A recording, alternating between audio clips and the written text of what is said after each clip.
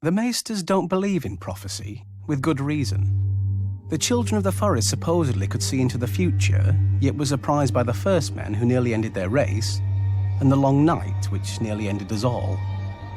Some Maesters posit that the children's magical sight was invented long after they vanished from Westeros, by singers hoping to thrill peasant girls. Not that most Maesters have much experience in what does or doesn't do that. When Aegon the Conqueror came to the Iron Islands, the priest King Lodos claimed his divine father, the Ironborn's drowned god, had shown him krakens pulling Aegon's ships into the deep. No krakens ever arrived, and even if they had, they wouldn't have stopped Aegon and his dragons without wings of their own.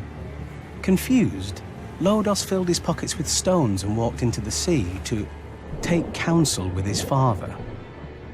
Thousands followed him, but apparently the drowned god didn't appreciate a crowd. Their corpses washed upon the Iron Islands for years. According to legend, House Targaryen survived the doom of Valyria thanks to Daenys the Dreamer, who foresaw the calamity and convinced her father to flee their homeland. It could be true. The Targaryens were always a bit more. But as Maester Yendel points out, in the east the Targaryens were one of 1,000 minor noble families, and in Westeros they became kings. Politics, not prophecy, could have drawn them to our shores.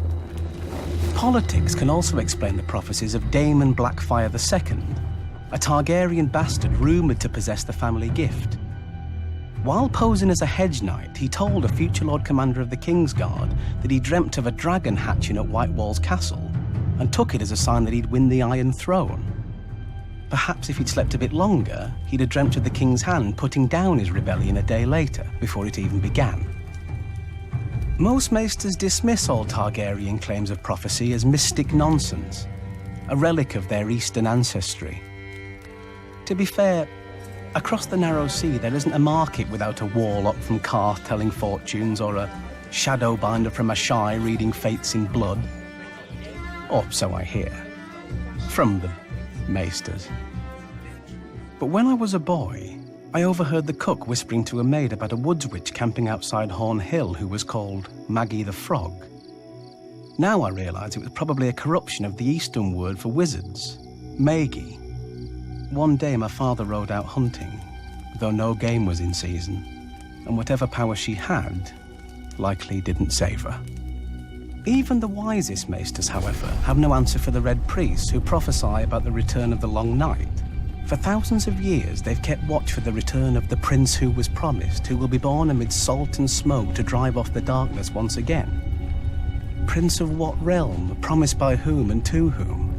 The prophecy doesn't say, but at the very least it confirms that not even Essos escaped the Long Night. I imagine the cataclysm must have confused the East. Unlike Westeros, they wouldn't have known of the Night King, or the White Walkers, or the war waged by the First Men and the Children of the Forest. They would have just seen a terrible winter descend and linger far too long until spring magically returned to the world. Yet somehow, maybe from passing merchants, maybe in their fires, the Red Priests saw the truth. Now the truth is here again, for anyone to see. But the Maesters refuse. They debate and question and doubt, not to choose the wisest course, but because they're too used to doing nothing else. Most prophecies might be lies, but not all of them. The Long Night is coming. If we don't believe that, well, we won't need any prophecy to tell us our future.